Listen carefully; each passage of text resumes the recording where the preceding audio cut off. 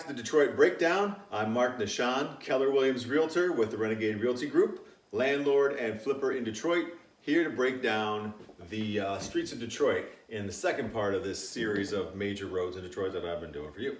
So I want to talk about these sort of Beltline streets that go around Detroit. So Detroit has grown and grown and grown since its roots as a little trading post and everything in the 1700s. Long about the late 1800s and the 1870s, a fellow named Bella Hubbard wanted to build a road that would encompass all of Detroit and let people drive around it and see the sights of the city and beautiful homes and things like that. It was based on what he had seen in Paris during his travels. So he spent a considerable amount of his own money and time trying to get this to become a reality, and eventually in the very late 1800s, early 1900s, Grand Boulevard was built, and it goes all the way from down here at Jefferson, comes all the way up here, it goes kind of under 94, it crosses over. Of course, none of these highways were here when it was built. Hits Grand River, and then it goes back straight down to Fort Street.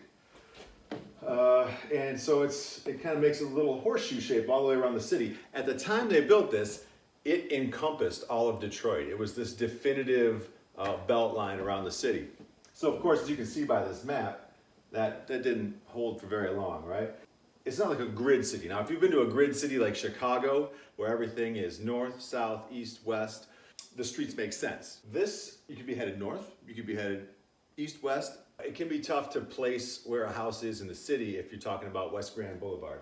Like the Motown Museum's kind of over here. That's a really neat historic place right now. But it can mess with your comps because this was originally conceived of as a beautiful boulevard, and all of these very wealthy people built these amazing homes on it.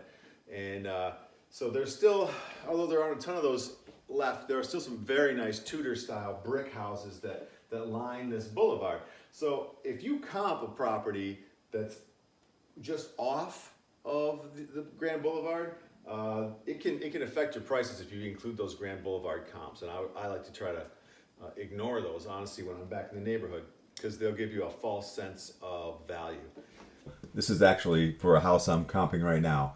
I'm trying to come up with an ARV and comps for a house on Pasadena here, and we're looking at 14.5, 60, 58, 22, so mid-low double digits, right? We go to Oakman, 126 and 186, and those are sold comps, recent sold comps.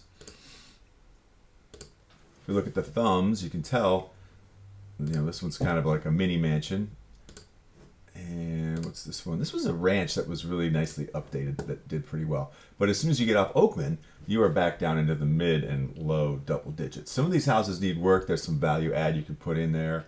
But, it's almost double what you get. And these neighborhoods, these blocks, they back right up to one another. So you're selling for almost $200,000 here, and then the guy who butts up to you is selling for what? $22,000. So it's quite a bit of difference. And if you move this anywhere along Oakman, we get some new results. You're going to see it's pretty consistent. So here's 99,000, 45,000, 30,000, 16,000, 70,000. So that street can make almost a double difference. So when you're on any of these belt streets, Oakman, Grand, Outer, they make a difference. Here's the neighborhood that I'm comping right now. And if we go just a block down, so here's Dexter, I'll give you an idea of where we're at. So we were looking right over here before. This is Dexter, and I'm headed east, and I'm going to cross this first block into over here. All right. Still not too bad. Abandoned apartment complex. But the houses are still fairly nice. Let me get one more block down here. I'll show you what I mean. About how fast things can change and how much knowing these streets. Usually Dexter is it's a big changer, game changer. Okay, so here we go, Wildermere. We're a block east of Dexter. Still not too bad, but look, you got a bunch of vacant lots, you got board ups, abandoned. So that's just kind of a quick look at how it can change block by block and how these streets interact with one another to make up these neighborhoods. To tell you about Oakman Boulevard, let me tell you about Highland Park. It goes from right about here up to McNichols, which is 6 Mile Road. Highland Park was where Henry Ford had a great big manufacturing plant. And so they built Davison Freeway to connect the west side of Detroit to the plant in Highland Park. And it actually became one of the first sections of paved freeway in America. Tidbit for you. Now I can tell you about Oakman. I'm just going to be reading to you here from DetroitHistorical.org. Oakman Boulevard was named for master land developer and realtor Robert Oakman. Oakman Boulevard was purchased as a tract of land awaiting development in 1908. Oakman proposed a road similar to Grand Boulevard. It would travel in a horseshoe, allowing drivers to see opposite sides of the city as well as beautifully built homes. Now, get this. Oakman's wife was Mamie Moross, the daughter of Joseph Moross, who was one of the builders of Grand Boulevard. A little side note, Mamie Moross Oakman was one of 16 children of Rose Ann Beaubien and Joseph A. Moross. Hats off to you guys. Now, Oakman had sold Henry Ford the property for his Highland Park plant, and he must have figured that Ford was a guy who had a lot of money because Oakman approached him with the idea that this new road would go from Highland Park to the River Rouge plant. Okay, now Ford was reluctant to invest, so Oakman convinced his good friend John Dodge of Dodge Motors fame to contribute almost $250,000 to the project, which in today's money is probably a lot more than $250,000.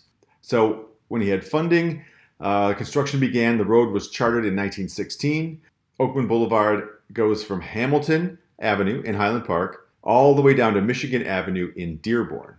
Now, once the boulevard was complete, Oakman decided it was still no equal to the Grand Boulevard. He therefore began construction of homes in the Colonial Revival, Early English, and Tudor architectural styles. And he imported trees from around the world so that students could study botany if they desired. So that's Oakman Boulevard.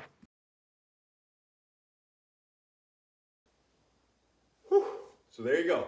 More than you ever probably wanted to know about Grand Boulevard and Oakman Boulevard. I'm going to do Auto Drive at different times. This video is getting a little bit long in the teeth. Thanks a lot for all of the positive comments on the first video. I got some suggestions to do specific area codes, or excuse me, zip codes. So I'm going to be doing those next. And along with anything else you suggest, leave some suggestions in the comments. Please like and subscribe to my channel, and I'll try to push out as much meaningful content for you as I can. So stay safe, everybody, and I will talk to you soon.